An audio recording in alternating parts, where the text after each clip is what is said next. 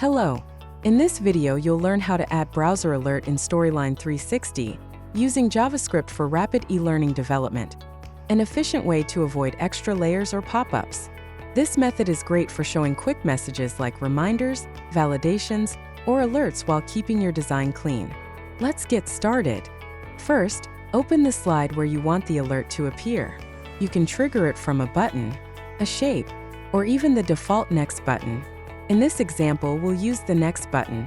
Go to the Triggers panel, click New Trigger, set the action to Execute JavaScript, and choose when the user clicks as the event. Next, click the JavaScript link, enter your code, and click OK. Preview the slide, and there you have it.